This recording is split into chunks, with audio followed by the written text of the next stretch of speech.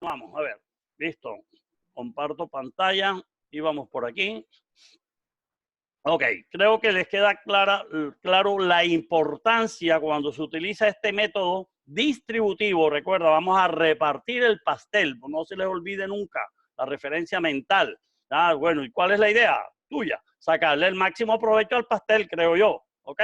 Sobre todo, acuérdense que este método debe utilizarse, ustedes deben utilizarlo cuando con la otra parte que tú vas a negociar no existe una confianza total, que tú permitas que te puedas abrir y compartirle toda tu información o de tu empresa o de tu vida o de lo que fuera el tema motivo de la negociación, ¿correcto? Entonces, cuando hay de confianza hay que tener el MAN. El MAN es importante para saber en qué momento tú debes seguir manteniéndote en el proceso de negociación o retirarte porque no te conviene negociar por debajo de tus aspiraciones del MAN, ¿verdad?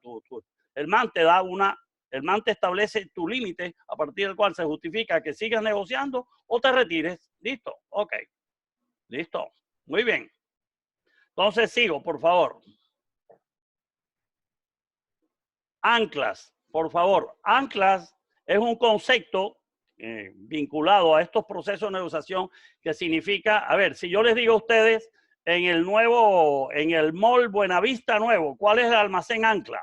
Ustedes han oído hablar, ¿verdad? ¿Cuál es el almacén? Para que un centro comercial sea atractivo, tiene que tener un ancla que atraiga a la gente, ¿verdad? A ver, ¿cuál es el ancla del centro comercial nuevo, el Buenavista ese?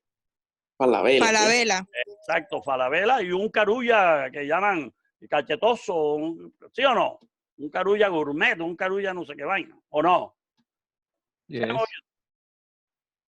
Ok, pero muy bien, ¿verdad? Y el home center obviamente que está ahí. Ok, listo. Entonces, en negociación, por favor, en negociación, ¿qué debemos entender, ancla? El punto de partida a partir del cual tú vas a empezar a hacer ofertas, ofrecimientos. ¿Está claro? ¿Listo? ¿Me siguen? ¿Qué es ancla? Por favor, amigas y amigos, Natalia. Sí, señor. Ok. Todos ustedes, es decir, la idea es la siguiente, amigos, llévense esto para su vida.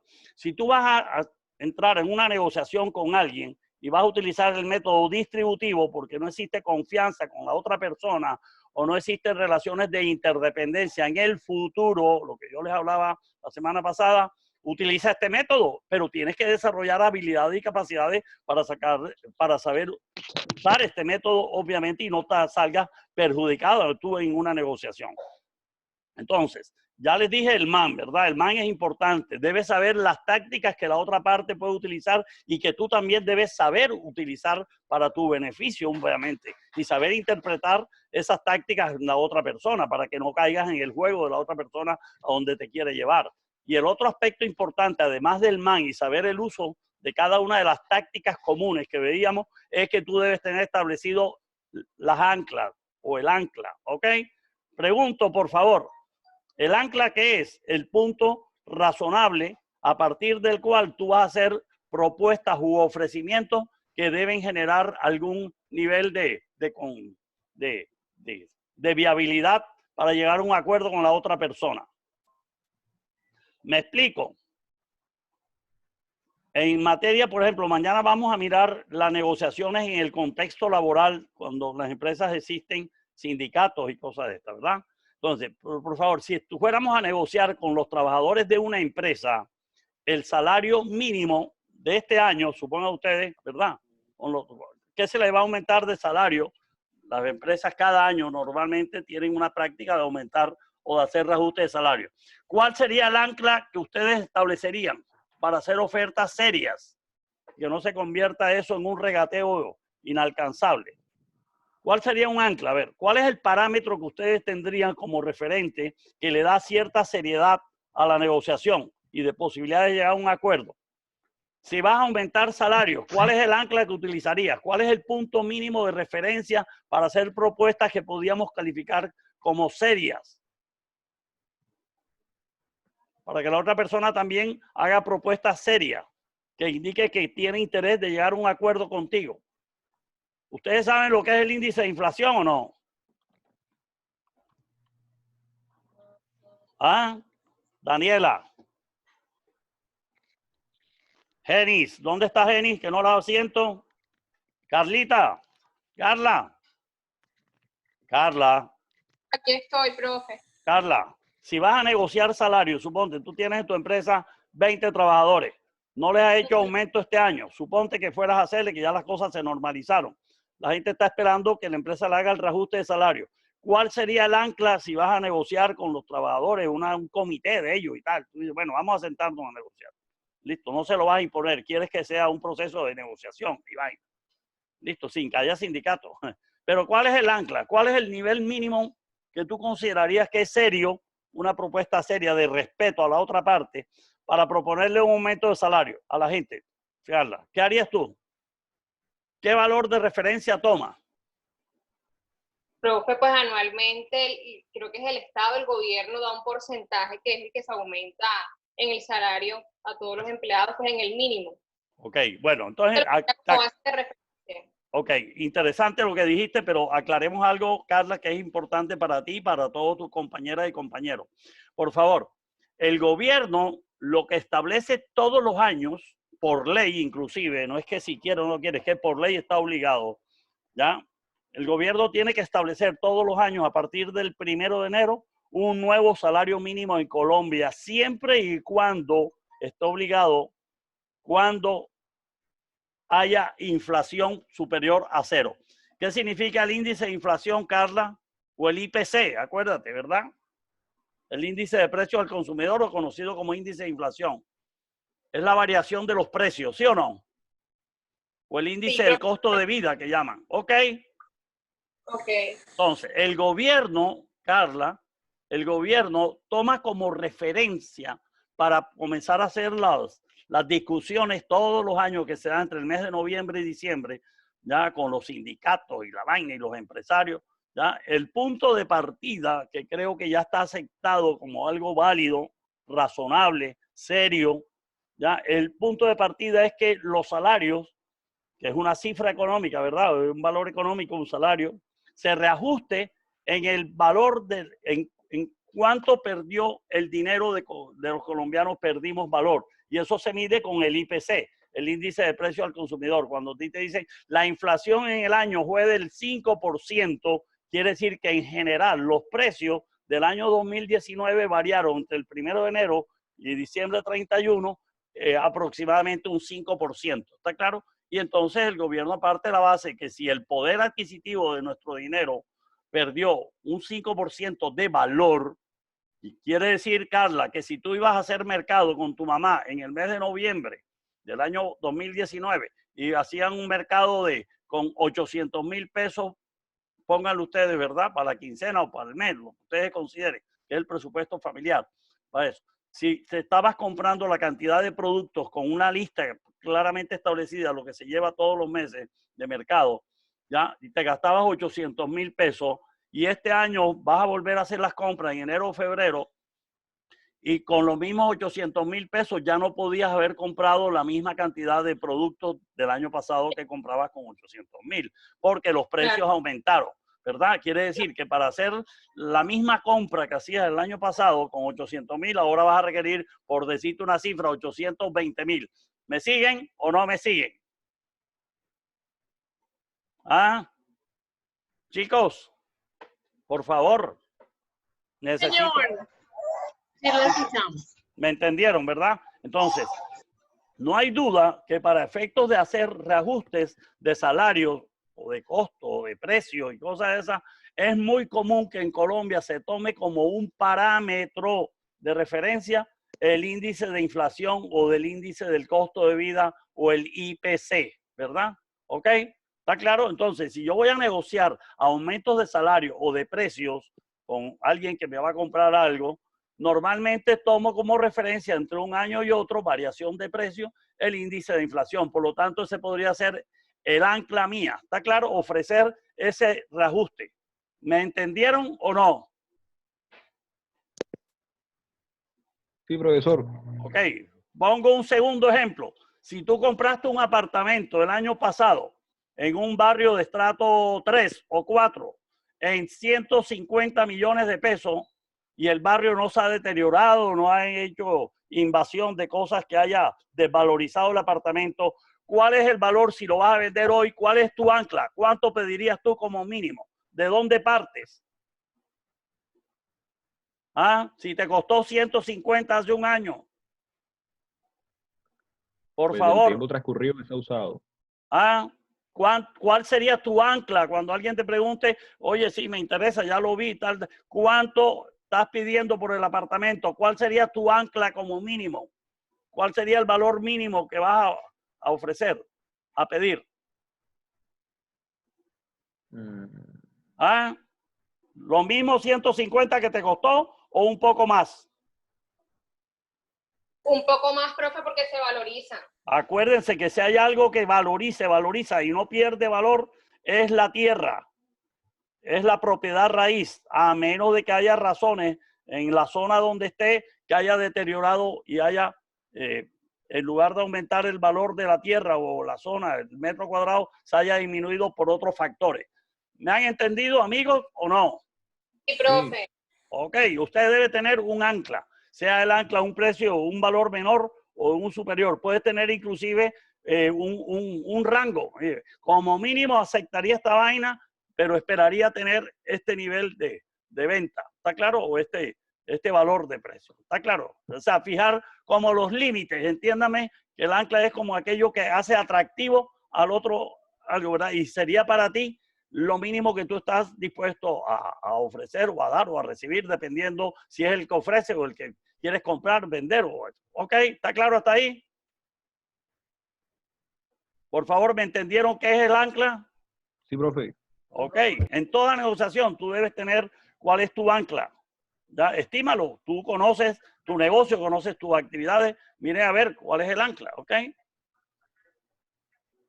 En el caso de una separación. A ver, Carlita. Carla. Profe. Carlita, a ver, en el caso de una separación, que no va a ser tu caso, obviamente, una separación de una pareja, listo, están discutiendo la custodia de su hija, que quién se queda o la visita. ¿Cuál sería el ancla tuya si fueras la mamá de 2 hijos? Con tu pareja, esposo, eso, se están separando. ¿Cuál sería tu ancla? ¿Que la visita qué? ¿Fuera qué? Una semana tú, una semana conmigo, se queda contigo, una conmigo. ¿Cuál sería lo tuyo? Profe, pues yo quedarme con los niños y que el papá los visite. Ok, pero establecerías que cuántos días, ¿verdad? En la semana o el día que él le dé la gana. Un horario.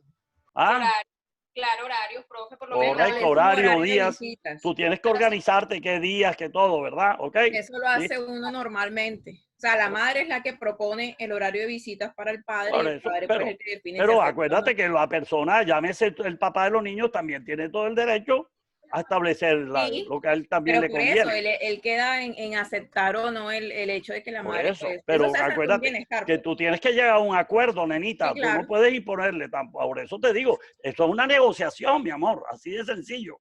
Listo. Pero el lado Ok. se va más a la madre. Espero que no se vengan, no las vea ustedes en esa vaina. Listo. Ok, listo. Bueno, pero por favor, me entendieron lo del ancla, ¿verdad? Y me entendieron lo del man. Ok. Sí. Muy bien. Entonces, por favor, queda claro. Aquí está el resumen. El proceso o el método distributivo se basa en posiciones. Yo quiero esto, yo pido esto, ya no me fijo en los intereses del otro, las motivaciones, sino simplemente yo quiero esto, yo quiero esta, ya nos vamos a repartir la herencia. Somos 3 hermanos y si yo quiero basarme en posiciones, yo quiero la finca y quiero el apartamento en el Rodadero o en el Daguito en Cartagena. Ya, esa es mi posición. No me preocupo por cuál es el interés de mis hermanos. Si me siguen o no me siguen. Posiciones. ¿Les queda claro lo que son posiciones? Amigas, Natalia. Sí, señor, quedó Belki, claro. ok. Y acuérdense entonces que este método consiste en repartirnos un pastel. Y la idea aquí es qué parte del pastel me voy a quedar yo, y ahí es donde viene el uso de las tácticas, tener un buen man y unas buenas anclas y manejar todas estas cosas y saber las estrategias del otro y mirar cómo le maneja todas esas tácticas que el otro puede utilizar para sacarle el máximo provecho a ti. Entonces tú tienes que saber utilizar eso, ¿ok? Listo, muy bien. Por favor, ¿quién me ayuda a leer? Por favor, Dari. Consideraciones finales sobre el estilo distributivo de negociación. Dale. La negociación distributiva se fundamenta en la defensa de posiciones que se adoptan desde el comienzo de la negociación, así como en el manejo de las estrategias y prácticas de concesión que permiten a los negociadores acercarse paulatinamente a un acuerdo final. Muy bien. Segundo párrafo. Con frecuencia, este acuerdo final es el punto intermedio entre las posiciones o anclas adoptadas por los negociadores. Sí, en el famoso regateo, ¿verdad? En el caso del ejemplo ese que habíamos puesto de San Andresito, que fuiste a comprar el equipo, la persona te pide 600,000, tú dices, no, yo voy a arrancar ofreciéndole 300, porque esa vaina no vale eso. Y finalmente llegas a un acuerdo, después de estar sube y baja y regateando, gastándole tiempo también, para que finalmente lo compres en 450, por ponerte un ejemplo. ¿Queda claro? Por eso se dice que normalmente en estos métodos el punto final de acuerdo es un punto intermedio entre las propuestas iniciales, que son las famosas anclas. ¿Ok? ¿Queda claro, chicas, chicos? Tercero, Perfecto. dale. Este esquema de negociación, aunque puede resultar efectivo, conduce generalmente a resultados no muy satisfactorios, ya que al no explorar los intereses, necesidades y valores de las partes, dejan de lado soluciones más satisfactorias para las partes. Ok, una buena conclusión. O sea, normalmente los resultados, a menos de que alguien sienta que de la torta que aspiraba a tener el 50% y le sacó al otro el 70% por sus tácticas y como lo envolvió, lo convenció, ¿verdad? Logró obviamente un resultado para él muy satisfactorio y para el otro posiblemente no es satisfactorio el resultado. ¿Ok? Listo, muy bien. Ahora viene, por favor, el famoso método de negociación integrativo o la dimensión, como lo dice aquí, integrativa. Un método basado en la colaboración, en la cooperación y no, ¿ya? Correcto, y no en el regateo del otro, ¿verdad? ¿Ok? Y no en las posiciones, sino este se basa en los intereses, ¿ok? Listo. Entonces, miren, por favor, ¿quién me ayuda? ¿Sigues? Por favor, ¿me ayudas, amiga? Dale. ¿Quién sigue? Natalia, profe, Natalia. Nati, dale, mi amor, dale. Dimensión integrativa de la negociación. Recuerde que este es el método de Harvard, ¿ah? Listo, el que más nos interesa conocer, dale. Agrandar el pastel, opciones para lograrlo, técnicas relevantes, revisión del concepto de estrategia. Ok, esos serían como los temitas a recorrer de aquí en adelante, ok. Dale. Este método, explico antes de, por favor, la compañera nos comparta. Explico las bases de este método que dice, se conoce como el método de negociación de Harvard o de la escuela de Harvard, ¿verdad? Este método, a diferencia del método distributivo que se basa en posiciones, este método se basa en los intereses que tienen una parte y la otra parte. El método distributivo es un método de negociación competitivo. Vamos a competir quién se queda con la mayor parte del pastel.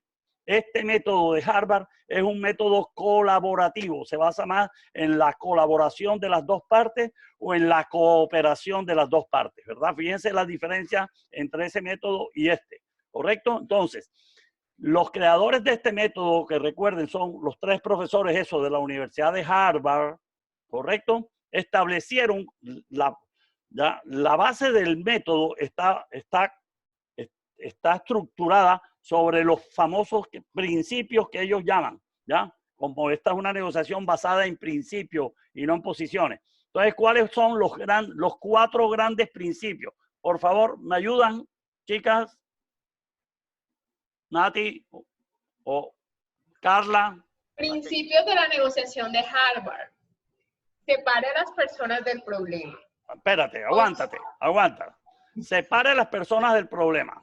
Ya esto ustedes lo tuvieron que haber leído para haber hecho el taller. ¿Se acuerdan que había una pregunta del taller sobre eso o no? ¿Había una pregunta sobre eso o no? Sí, claro. Obviamente. Entonces ustedes ya saben a qué se refiere precisamente. Porque aquí acuérdense que cuando hay una negociación hay dos aspectos, hay dos componentes clave en el proceso de negociación. Uno es el asunto, el motivo de la negociación, ¿verdad? La separación, la compra de un vehículo, el resolver un problema con un proveedor, con un cliente, ya un nuevo contrato que quiero de exclusividad en un país, tal, lo que tú quieras, ¿verdad?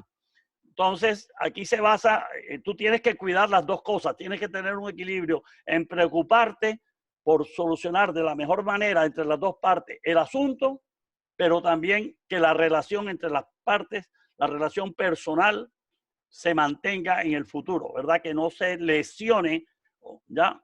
Que no se fracture la relación con las personas que están interviniendo en la negociación. Y repito, este tema sería lo más importante a considerar, ya tendría mayor relevancia esto que estamos conversando, para que cuando usted haga una negociación con personas con las cuales tiene relaciones de interdependencia en el futuro. ¿Qué quiere decir interdependencia? Recuerden que nos tenemos que volver a ver. Hoy estamos negociando y mañana tenemos que volvernos a ver en la oficina o en la casa si es con tu pareja, si tienes un problema o un conflicto que tienes que resolver. Tienes que tratar de que no se lesione, no se fracture la relación, pero tampoco puedes descuidar el asunto que es el objeto de la negociación. ¿Está claro? Por eso dice que aquí vale la pena separar a la parte humana, que son las personas que están negociando, con el problema o el asunto sobre el cual tenemos que negociar. Ok, segundo, por favor, amiga, continúa.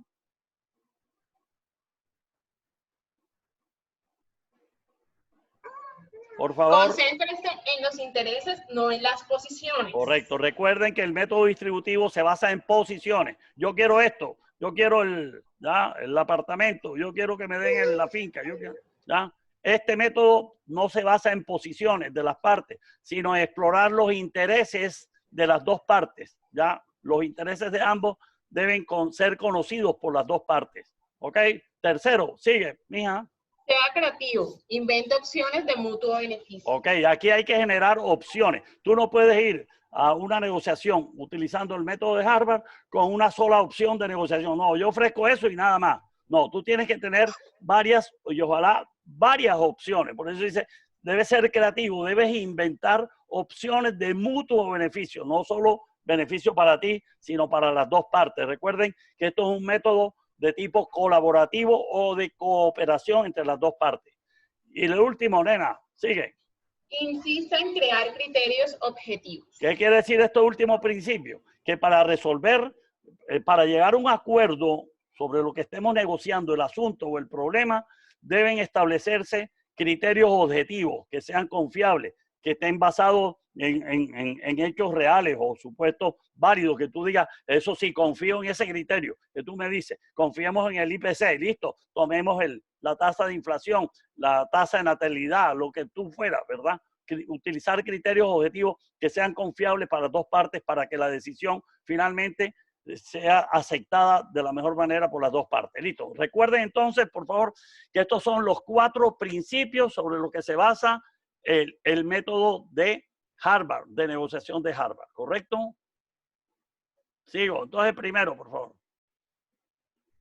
Ya sabemos que este método se basa en explorar los intereses, las necesidades y los valores de cada una de las dos partes, ¿correcto? Voy a seguir, por favor, y me voy a basar. Entonces, a ver.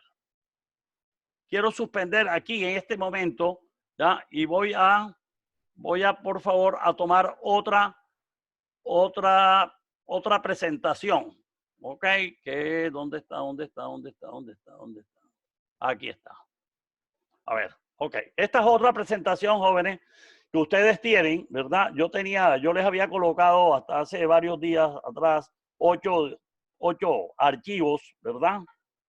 En el aula, en la unidad número 1, y este es el 9º archivo que les deposité o les hospedé en el aula virtual en la unidad número 1, que se basa esta presentación, yo elaboré, sobre el método de Harvard exclusivamente. Entonces, por favor, rápidamente voy a hacer el recorrido de esto, ¿verdad? Ustedes ven aquí que el título de esta presentación se llama Sí, de acuerdo. Cómo negociar sin ceder. Ese título que ustedes ven ahí es el título del libro inicial cuando estos tres señores que ven ahí, que fueron los autores, los profesores de y investigadores de la Universidad de Harvard, investigaron sobre este método y lanzaron al mundo el libro donde propusieron el modelo de negociación de Harvard, ¿verdad? Y así se llama el libro, ¿ya? Por eso el título de la presentación está basada en el libro que originó o donde está planteado el método de ellos. Ok, sigo.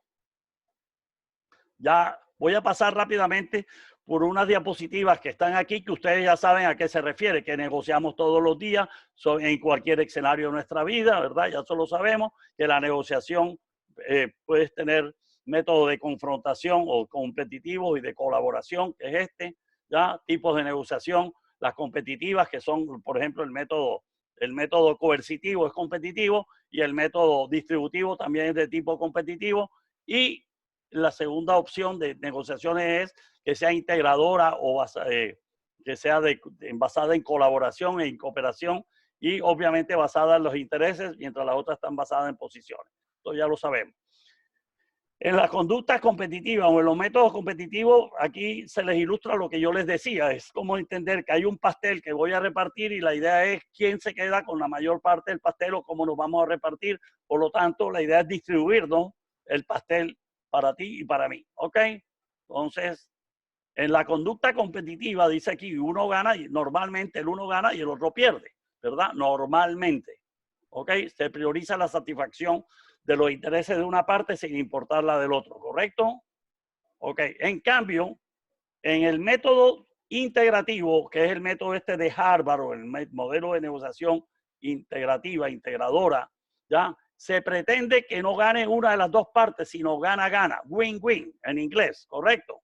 ¿Ya? El modelo gana-gana, o sea que las dos partes se sientan ganadoras como resultado de esa negociación llevada a cabo entre las dos partes, ¿correcto? Ya esto lo tenemos claro también. Como este método está basado en una conducta colaborativa o cooperativa, se pretende que se satisfacen, como dice ahí, las necesidades propias, o sea, las tuyas y las de la otra parte, ¿ok? Aquí no se debe trabajar con un sentimiento, un sentido de egoísmo, sino de colaboración para que las dos partes se sientan ganadoras y se puedan satisfacer las necesidades y los intereses de las dos partes, ¿ok? Porque ambos son importantes para ambos, ¿ok? Entonces, obviamente es un método de tipo colaborativo, ¿verdad? Entonces, este método surgió, como dice ahí en la interpretación o la lectura de esta diapositiva, dice, ¿cuál es la mejor manera? ¿Cuál es la mejor manera para que las personas resuelvan sus diferencias? Dice, el desarrollo de un método práctico para llegar a un acuerdo amigable sin tener que ceder. ¿Ya? Entonces, de aquí es que se origina el método este de Harvard. ¿Ya? Correcto. Entonces, ¿ya? Quiero, por favor, ahora interrumpir un poco acá para mostrarles. Vamos a pasarnos para cambiar un poco la metodología. Quiero, por favor, voy a hacer esto. Vamos a compartir un video. Por favor, déjenme ver cuál escojo.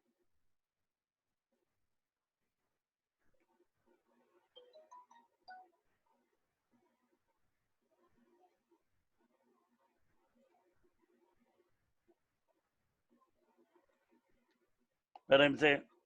Voy a...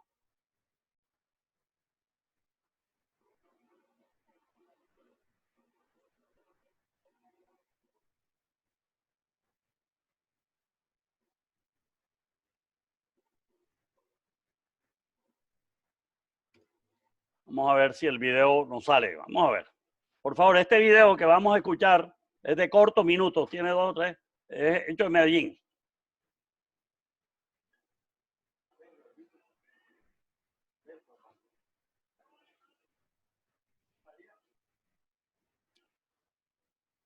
Profe, pero no se escucha.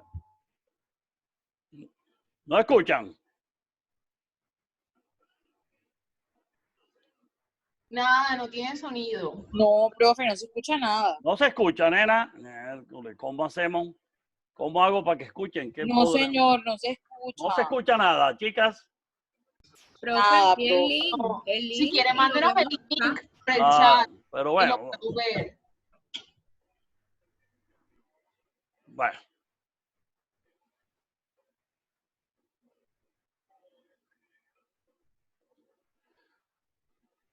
Bueno, espérense a ver. Me parece que no escuchaban, ¿verdad? El audio del video. ¿No lo escuchan? No lo escuchaban, ¿verdad? No, No, señor, no, señor. Bueno, no sé qué problema técnico podría yo tener aquí para que ustedes puedan escucharlo. Yo sí lo escucho sin problema. Pero bueno, hagamos lo siguiente, jóvenes. Yo tengo un conjunto para de una vez irles avanzando qué vamos a hacer a partir de que terminemos hoy, ya, y para mañana. Yo les voy a enviar un archivo con unos links de que son puros videos sobre temas de negociación y les voy a decir cuál de ellos, o les pongo de una vez los que quiero que vean. ¿Está claro? Y sobre eso vamos a hacer alguna actividad. ¿Listo? profe. ¿Están de acuerdo? Les mando los links y ustedes los escuchan con una serie de pautas que yo les voy a dar. Listo. Entonces, por favor, sigamos acá. Listo. Sigamos. La introducción que se hace en los libros de estos señores sobre este método de Harvard, ¿ya? Ellos hablan de que para negociar hay dos maneras de negociar o dos estilos de negociación, ¿ya?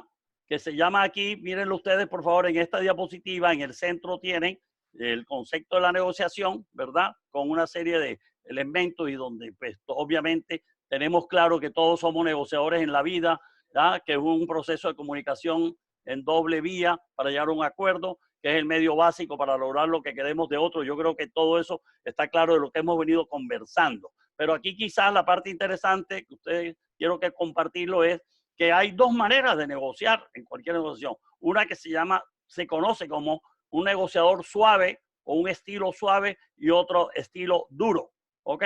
Y en la vida hay personas de uno u otro estilo, ¿correcto? Depende de la forma de ser de las personas, de la personalidad, del carácter que tengan las personas o de cómo consideran ellos que logran objetivos en su vida, siendo duro o siendo suave.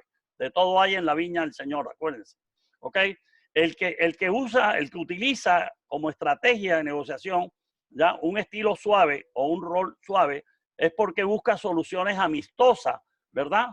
Normalmente el que utiliza un estilo suave, ¿ya? Adopta ese comportamiento suave en una negociación es porque le interesa más la relación con la persona que el asunto propio del motivo de la negociación. Le interesa quedar bien con la persona, no lesionarlo, no afectarlo, ¿verdad?